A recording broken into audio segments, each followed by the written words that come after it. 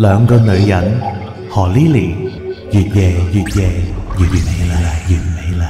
今晚兩個女人越夜越美麗咧，何 Lily 咧就喺呢一個復活節假期嘅深夜咧，就有少少咧就 crossover 美食殿堂啊！因為咧今晚我請咗兩位朋友嚟傾偈咧，佢哋咧就同飲食有關，但係飲食裏邊咧又有音樂又有文化嘅，咁啊歡迎呼吸 cafe 嘅兩位朋友，嚟自呼吸 cafe 嘅，一位就係 Nettie， 一位係康橋。咁啊康橋咧就係呼吸雜誌啊嘅一個主筆嚟嘅，佢寫好多裏邊嘅專題訪問啊或者文章啊，都係阿康橋主理嘅。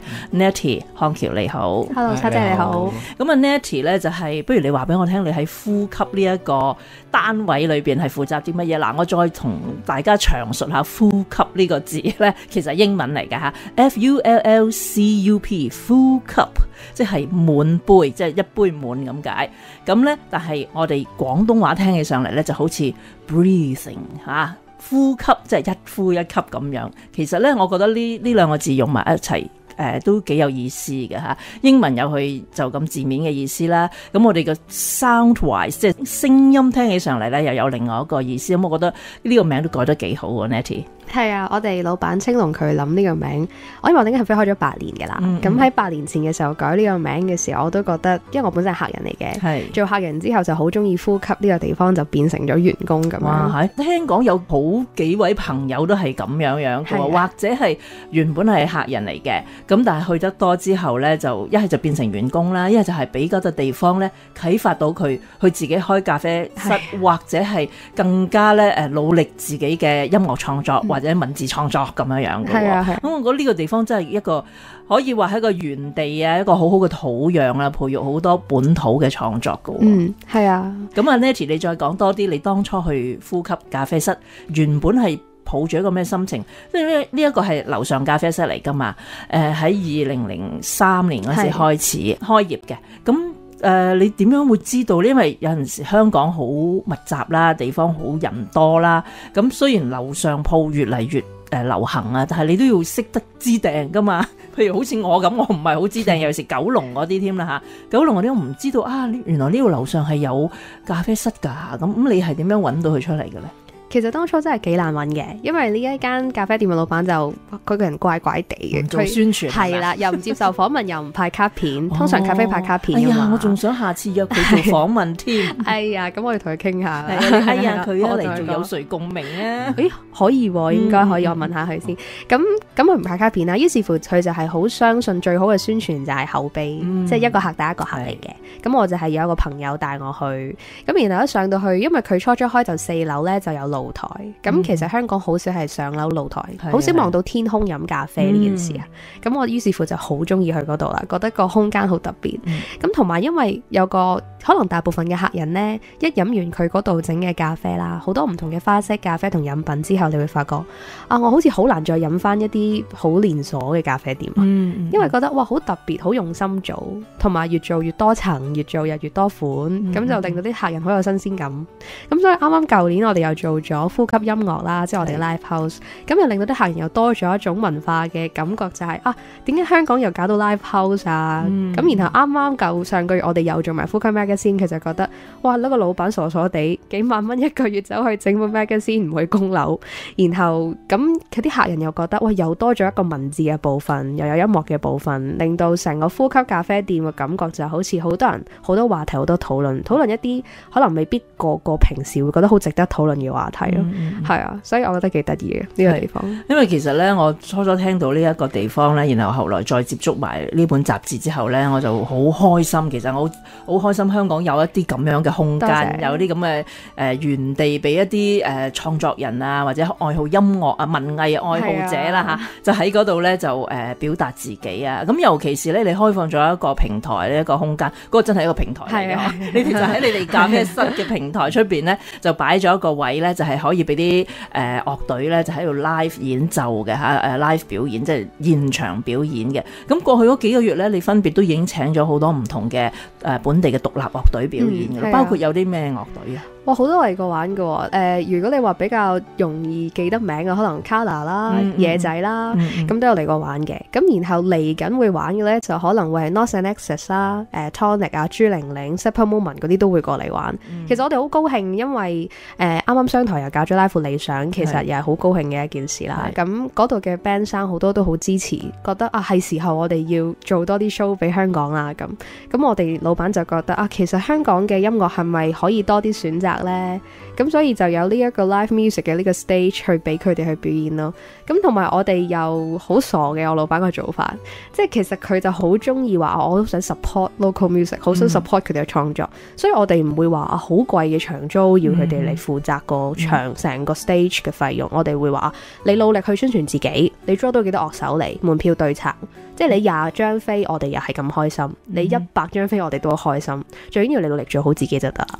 咁但係嗰啲音樂會咧，淨係聽音樂嘅啫，因為你哋本身係間 coffee shop 嚟噶嘛，但係你個 coffee shop 同佢哋表演嗰個位置咧就係唔黐住嘅，所以佢哋淨係去睇完表演，或者順便經過飲下咖啡，食少少小食咁樣啦。就唔，你哋嗰個目的唔係話希望借佢哋嗰啲音樂咧就嚟即係帶啲客人嚟你哋嗰個場地咁樣嘅。其實托賴我哋開咗8年生意都唔錯嘅，咁同埋我哋有5層嘅，咁所以我哋老闆會喺3樓嗰度特別有一張 memo 就話啊，呢度唔可以咁嘈啊，又唔可以玩啤牌，唔可以玩 board games，你要專心聽歌咁樣咯。佢好尊重表演者嘅一個人嚟嘅。即係3樓就係你哋嗰個主要個表演場地啦。咁其他嗰幾層就係 cafe 咯，就係 cafe 啦。咁但係會唔會話層層都有唔同嘅主題，定係其實冇分？5層唔同顏色，唔同主題。係分咗邊幾種主題？3樓就呼吸 music 啦，所以係好台式嘅。咁入邊啲家私全部老闆自己設計嘅，咁所以就好舒服嘅，咁都好靚。咁有70年代味道。咁然後4樓咧就係露台啦，就啱啱我第一層去嗰個。咁然後5樓咧就有套法國電影叫《天使愛美麗》，咁就用咗女主角間房嚟做主題嘅。咁然後6樓就係黑色，就好似居酒屋咁樣嘅。咁然後7樓咧就係老闆嘅書房，咁入邊就去工作同埋畫畫嘅地方咯。咁啲熟客開唔開放㗎？都開放嘅，熟客咯，啲 members only 嗰啲咧。咁即係有日式啦、台式啦，同埋歐陸風情咁多種咧風格咧，就俾啲人客自己去選擇，或者自己投其所好啊咁樣啦。咁嗱，我聽見咧我都好興奮啦！嚟緊你下個月嘅表演者係邊個？即係唔係下個月啦，下個禮拜啦，或者因為你哋逢禮拜日嘅3點就有演出啦嘛。係啱啱1號咧，我哋就有一隊叫 Modern Children 嘅嚟咗玩啦。咁佢哋好好。咁然後咧8號就有叫做Shandy Gang 嘅女仔嘅。咁佢係一個好特別嘅女仔嚟嘅。咁佢本身都係做一啲同 music 有關嘅嘢嘅。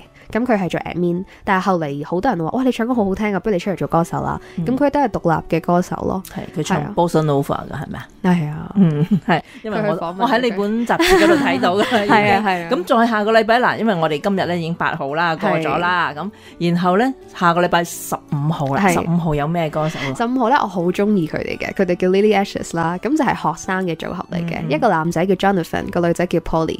咁我哋係中意到一個程度，係逢星期3夜晚我哋嘅 live music open mic 啦，即係平時我哋講嘅 open mic 都請咗佢做駐場歌手。咁點解咁中意佢哋咧？就係因為 Polly 佢19歲，但係唱到把聲好似 Norah Jones 咁樣嘅。咁咪即係有少少 Adele 咁嘅感覺啦。因為年紀輕輕嘅女生，但係咧就哇好滄桑啊，或者即係總之好有氣嘅把聲裏邊咁樣，好好聽。然後個男仔咧，佢係咩樂器都識，但係唔識睇譜嘅，即係天才 perfect pitch 嗰啲人。所以佢哋呢一個組合係好舒服、好清新，同時佢哋嘅人又好 humble， 即係唔會因為恃才傲物咁樣。不如而家咧，我哋聽一聽一首佢哋嘅歌先啦，好啊好啊。咁然後咧翻嚟咧，我就同阿康橋啦傾下佢點樣處理或者主理呢本呼吸雜誌啦。好啊好啊。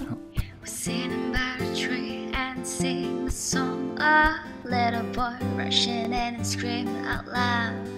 Hey mom, take a look, that two pretty girls are having a good time. Hey, don't tell the grass is bad. The sky is grey and looking so sad.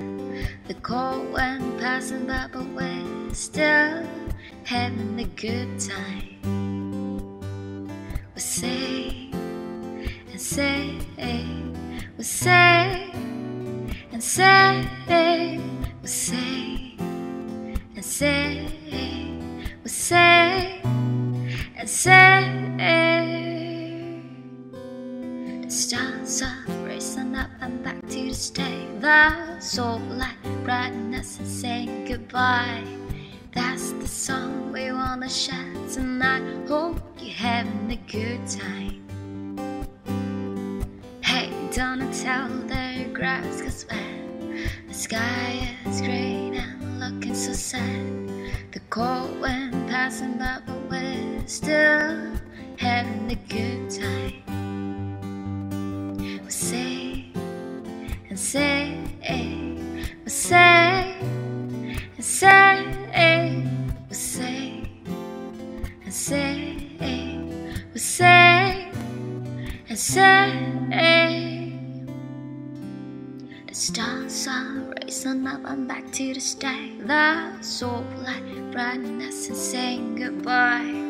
That's the song we wanna share tonight. I hope you're having a good time.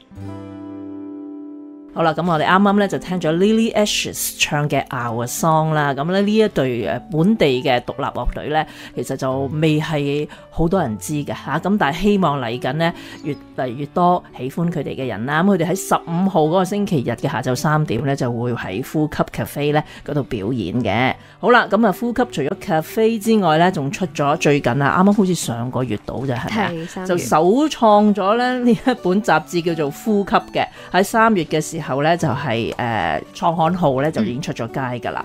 咁嗱，我睇過佢哋嘅內容咧就係好多篇訪問仔啦嚇，就訪問一啲喺佢哋嗰度表演過嘅 artist 啦、group 或者係組合啊咁樣，亦都有講解嗰個呼吸咖啡店嘅裏邊嘅一啲詳細情形啦。咁呢度好多文章咧，我見到嗰個執筆人咧都叫做康橋，咁啊康橋咧而家就係坐咗喺我側邊嚇，一個咧戴眼鏡嘅好有文學氣息嘅讀書人咁樣嘅年青人嚟嘅。阿康橋，咁你做呢個呼吸雜誌嘅寫手咧嚇，呢個或者執筆人啦嚇，係你第幾份工嚟㗎？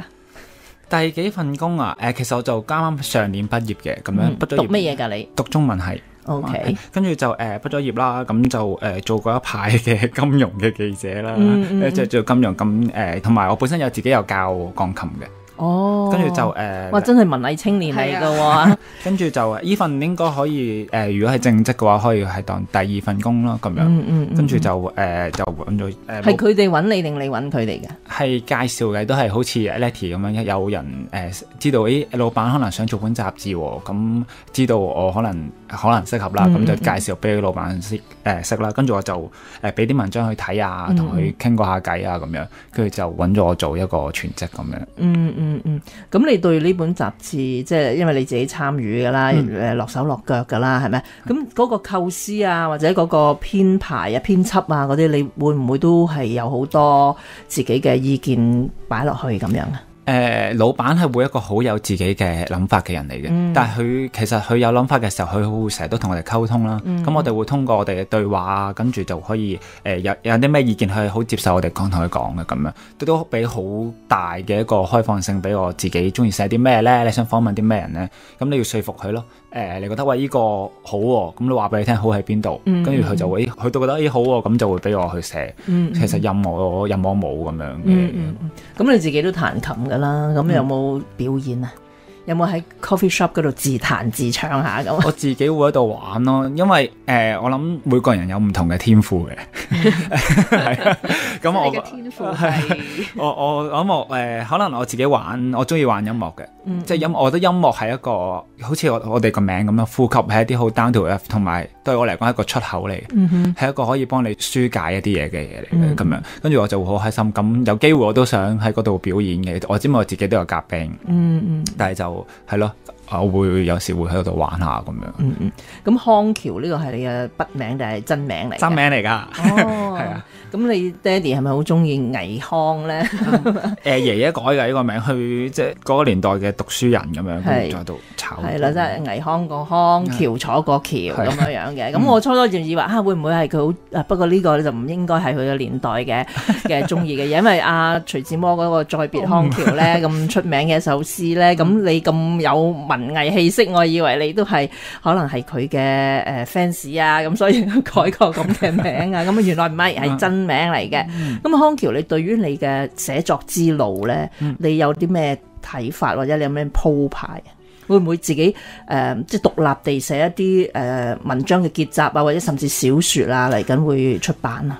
我自己係一個想成為一個小說家嘅人嚟嘅。有冇開始寫啦？我有啊，一路都有寫，但係其實我覺得寫小說好重要嘅一樣嘢就係你要有人生嘅經驗，你要睇到好多唔同嘅嘢。咁我諗。可能我個人嘅經驗啦，一啲好安穩嘅社會生活嘅人，我哋係一個80後咁樣，需要想面對見到多啲嘅嘢啦，要好謙卑咁去睇好多嘢，跟住經歷咗嗰啲嘢，然之後你先可以寫到。咁呢份工即係我唔中意用呢份工，因為佢係我一個即係我全程投入落去啦。跟住就呢啲咁樣嘅嘢係可以幫我見到好多唔同嘅人。係咁你會見到一啲好有才奮嘅人啦，用唔同嘅態度生活嘅人，咁佢可以幫我做到我嘅自己嘅創作，咁可能係一個俾我一啲無價嘅一個咁樣嘅經驗咁樣。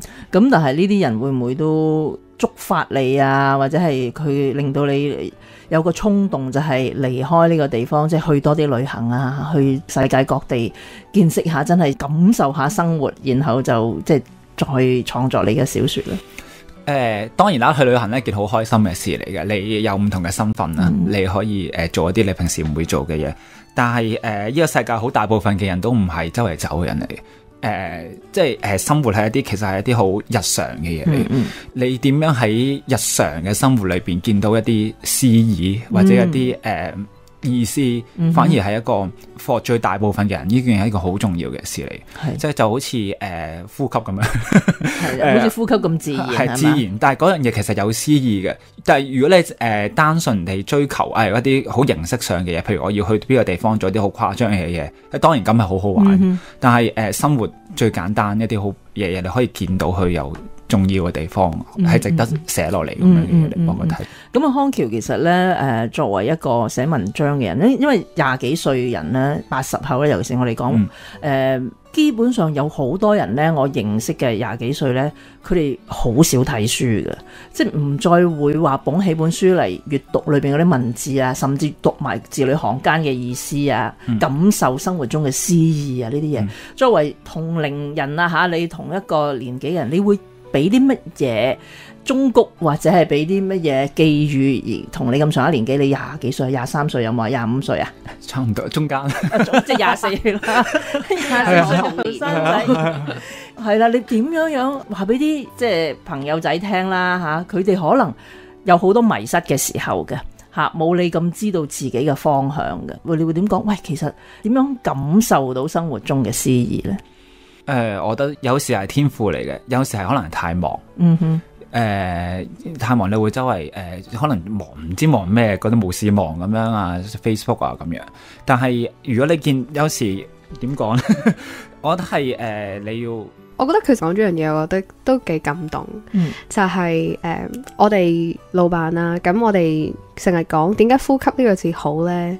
就係其實呼吸係一件事嚟嘅。一杯咖啡出發，然後我哋一定會有音樂，然後佢覺得文字係好寶貴嘅，跟住咁幾樣嘢就可以觸發到一啲睇法啦。咁可能年輕人冇乜點睇書，或者就算佢唔係真係拎起一本印刷品睇。譬如佢拎起 iPad、iPhone， 咁我哋都希望佢係 download 到多啲書。其實老闆好中意康橋嘅文字嘅原因係，譬如佢寫親嘅訪問啊、人物訪問啊、對話啊等等，其實我都好中意。我初初睇佢有寫幾篇文咧，我真係睇到喊。可能唔知係咪因為我哋都好中意 indie music。咁然後老闆都好珍惜呢個年輕人，佢寫緊一啲好純粹欣賞個樂手嘅文字。我哋唔係為佢去賣碟，因為我哋冇利益關係，即係純粹係欣賞一個人，欣賞另一個人咁去講咯。係咯，咁我諗咧，其實最重要嘅咧，你點樣去感受生活咧，就係你要學懂欣賞，即係你要嘗試去話俾自己聽，我欣賞呢一杯咖啡嘅乜嘢嘢，我欣賞呢笪地方嘅乜嘢嘢，我欣賞呢一本雜誌嘅乜嘢嘢。如果你可以自問自答，即係你答到你自己呢啲問題，當然唔係個個人都識得即刻，好似頭先我同阿康橋問佢嘢，佢都未必即刻可以答得到，但係呢樣嘢可以練習翻嚟噶嘛，即係其實係培養個人嘅獨立思考，即係我哋希望咧，每一個人喺你嘅成長嘅過程裏邊咧，係去學識咗點樣去自己有自己嘅一啲睇法，一啲對任何事物嘅。你中意又好，唔中意又好，一定要有一個原因，而唔係因為人哋中意，所以我中意咯。咁所以咧，我喺好高興咧，認識到呼吸你哋呢一班朋友嘅。我希望以後咧多啲時間可以去探你哋嚇。咁今晚多謝晒兩位，唔該晒啦，多謝。